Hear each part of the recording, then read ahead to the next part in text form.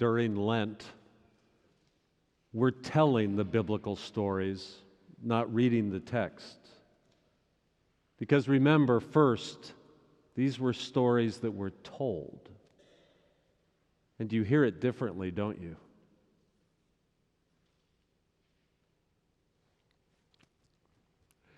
Yesterday, First-Plymouth rented out a downtown movie theater for a showing of the Jesus Revolution. We sold out. Raise your hand if you were at the movie with us yesterday. Yeah, cool. Sold it out.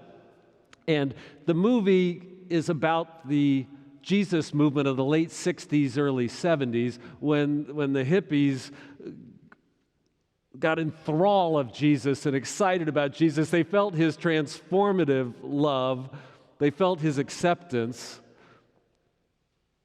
It was an incredible movement.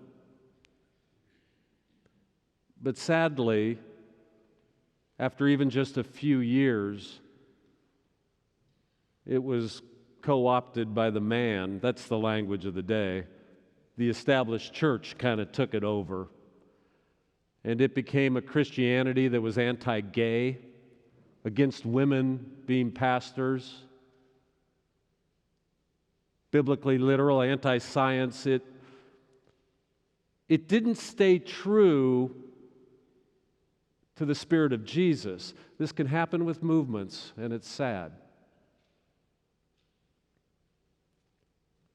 But I was so excited during this movie to imagine, could there be another time when people just see the beauty, the welcome, the love in Jesus, and just another movement starts?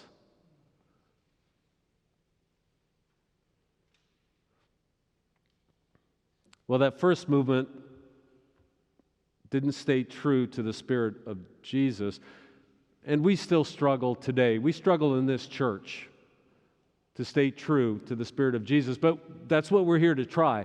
Everything you see around you, everything we do, it should look Jesus-y, right?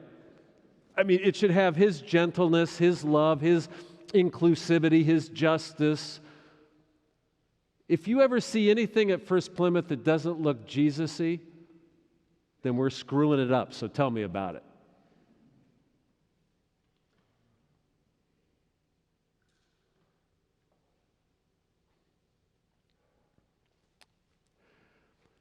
This Lent, we're in God's stories. That's our theme. And all through the parish, we're breaking into small groups. You can still join one that are reading some of the great American short stories. Now, these are not manifestly religious stories, but the idea is if a story is told well with depth, you can find God in it. And we'll be looking for God in these stories. And then the sermon series, God Stories, I'm looking at 5 particular stories: the paralytic, the prodigal, the prophet, the priest, and the prostitute. Today, we're in the prodigal, one of the great stories of Western civilization.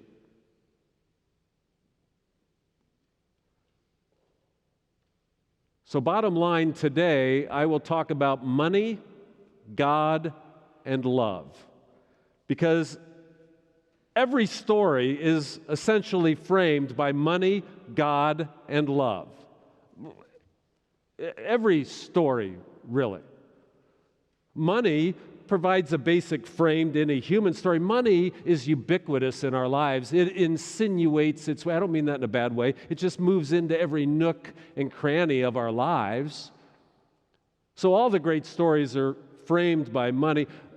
Oliver Twist by Charles Dickens is set by the lack of money. F. Scott Fitzgerald's The Great Gatsby by the excess of money, or John Updike's The Rabbit series by the pure middle, the pure average amount of money.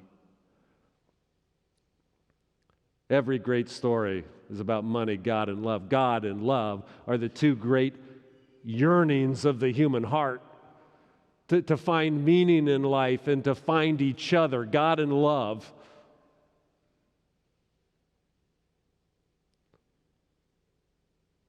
So here's one of the great stories.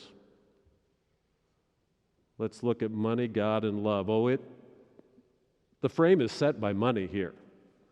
So the story, it's a fairly privileged family, and the whole story is about money. He gives some of his money as an inheritance to the son. That son squanders the money. I mean, this guy, he obviously did really good retirement planning. I call this the Charles Schwab parable. Good retirement planning, chooses to give an inheritance. I mean, if you're able to give an inheritance, 35% of American families can leave some sort of inheritance. So you're up into that at least top 35%. He had an inheritance, but that guy went and squandered it, his son, and comes back.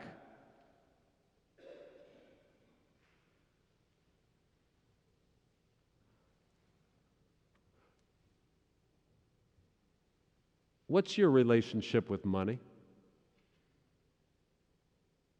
It's an interesting question to ask because we all have a style, or, money is one of the primary ways we express ourselves in the world. What's your relationship with money? Now, you might say, what do you mean, what's my relationship with money? I just wish money had more of a relationship with me. Because, we all want some more money, right? But some people, we have different styles, different ways we express ourselves with money. If you got $20 in your pocket, some people are really aware of that $20, how it's going to be spent, really tracking it. Other people, that $20 just sort of disappears without them even noticing. Let me tell you about the best $20 I ever spent. I was living in San Mateo, California. I had 2 sons. And they were about 4 and 5 or 3 or 4, I can't quite remember, but I'd taken them to the Central Park, and the swing set there is in a big sand pit, and I had them in those like little toddler swings, where the feet go through and you sit in sort of a basket, because they were just little guys. And I was just sitting there swinging them, and it was a wonderful day. I'm just pushing them, and they're laughing, and after a moment I realized my wedding ring should be on that hand. And so somewhere in the joy of pushing them on the swings, that ring had fallen off into the sand, and I'm looking around and I can't find the ring. What was a great day was about to become a bad day if I had to go home and tell my wife I lost the ring, and then all of a sudden it occurred to me. I pulled a 20 out of my pocket because there was like 50 10-year-olds in this park. And I lifted up, I said, $20 for whoever can find my ring. And like 50 10-year-olds descended on that sand pit and they're scrambling. It didn't take 30 seconds. And one kid goes, I got it. And when I handed him that $20, his face just lit up and he was dancing around. Best $20 I ever spent. It gave a person joy. It gave me some serious value. Got my ring back. And it gave me a memory. What in the ways you spend money really feel good and right? Because you'll sense it when you do.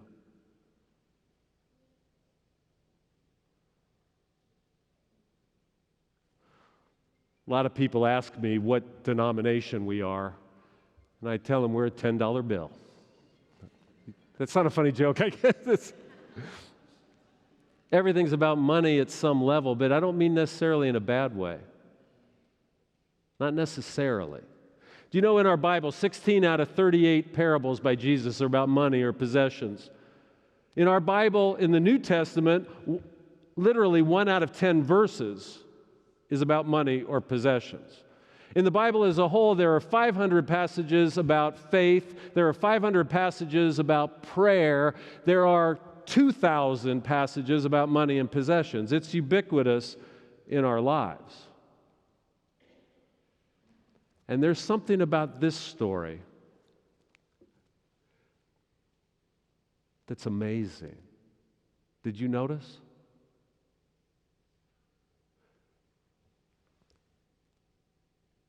The son completely squanders his inheritance, comes back to the father. Did you notice this? The father does not money shame him at all. Did you notice that? I mean, we money shame people all the time. It's kind of what we do. We're judgy about how other people are handling their money. Oh, there's countless little ways we money shame each other. But in this story, zero money shaming. I think it's wild. If my son wasted a bunch of money, man, I'd be wagging the finger. Oh, we money shame a lot. I see us do it all the time. When a young single mother on food stamps is in the grocery store and you notice she's carrying a really nice purse, and even in your mind you're kind of going, why'd she spend her money that way? But my friends, you have no idea what a single mother on food stamps is dealing with. And when you're standing there in judgment, you have no idea. And if a good purse makes her feel better about herself, it might be one of the best ways to spend some money. But we're so judgy about each other, and I see us do it all the time. When we see a poor person out there with the latest iPhone walking the street, and we kind of wag our finger. Well, how can they afford a nice phone? Should have spent it on something else. You have no idea what it's like being on the street all the time. And if you have a chance to be a little more connected, a phone is what connects us. We money shame each other all the time. It didn't happen at all in this story. And that, my friends, is a grace. Money, God, and love. Any story is going to be about money, God, and love. And oh, boy, is this story about God. It's the parable in the New Testament about God. The parable about God. Clearly, in the framework of this story, the father, it could have been a mother just as well, but here it's a father, is the God figure. There really are only two images of the divine in the main testament, essentially. This is what I would say, really just two. The first is, of course, Jesus himself. Colossians says that he is the image of the invisible God. So you have that image presented. The other is Luke 15. Because I don't know if you noticed, but God is not manifestly present much in the New Testament. So we just have these two images. Early in the Bible, God's like walking around in the garden talking to people, right? I mean, God is like right there. And then even in the prophets, God is talking to the prophets. And God is like manifestly present in Scripture. But you get to the New Testament, it all becomes more subtle. The divine voice rings forth twice, at the baptism and on the Mount of Transfiguration. But otherwise, God's not so present. Jesus doesn't even talk to God in the New Testament. He prays to God, but I mean, you don't have those conversations like you did in the Old Testament. Instead, we're given two images, Jesus and this story. This is the doctrine of God in the New Testament. This one, Luke 15. And what is the doctrine of God here? That our God is infinitely merciful. This is the key presentation of God. That our God isn't just forgiving, God is sloppy forgiving. I mean extravagantly forgiving. The word prodigal in English means extravagant or wasteful. But we say this story is about the prodigal son. It's really the prodigal God, whose forgiveness is just reckless and spilling out.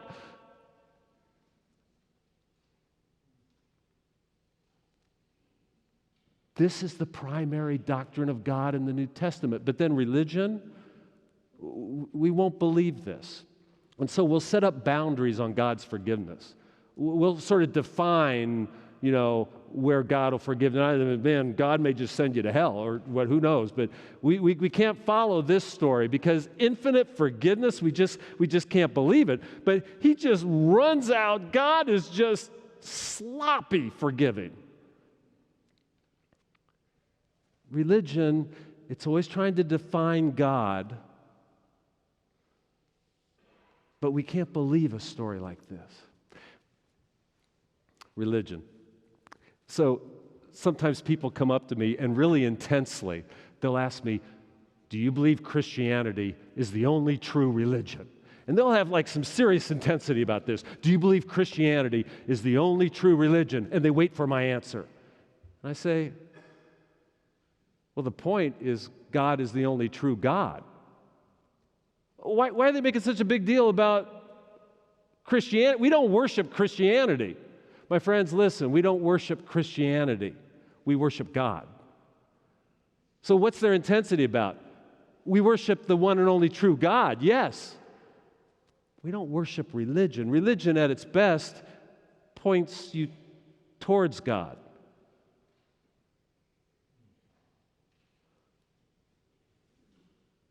So we just, in religion, we define God to something less than this story. It's at our spiritual peril when we define God in a way that's less than our gospel. But we do it all the time.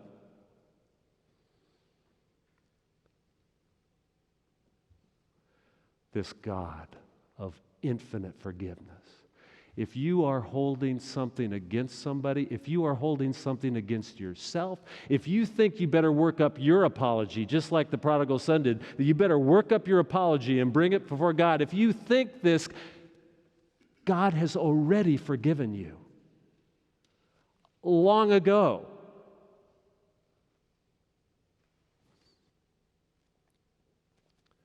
Money, God, and love.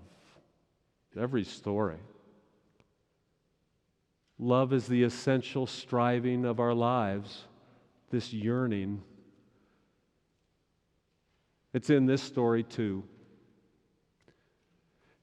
There's now a philosopher of love. He's risen in prominence in the last few years, writing two major works about love. His name is Simon May. He's professor of philosophy at King's College in London. And he notices that in Western civilization and scholarly thought, they use the word love all the time, but they never really describe what love is. Like, what really is the benefit someone receives when they're loved or love? He goes, it's never really defined. So what is the benefit for a human being when you love or are loved? What's the benefit, he says? Now, he's a philosopher, so this is what he says. You receive ontological rootedness. I'll explain what he means. Ontological rootedness. He says, the moment you love or are loved, you suddenly know who you really are. You know your identity. You are grounded ontologically. You are rooted in who you are. Ontological rootedness. You've come home to yourself at that moment. And then in love, he said, you're ontologically rooted, then you can imagine a shared future together. This is what is essential for us, to know who we are and know we have a shared future. That is what love brings.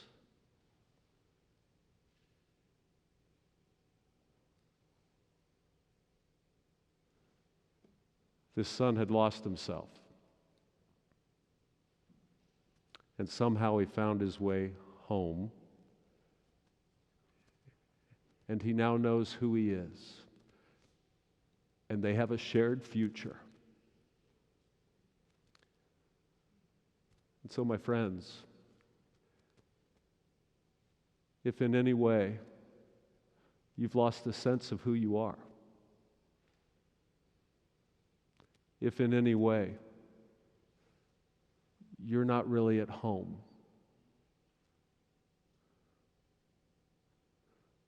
We have a God who is always ready, infinitely ready to welcome you home.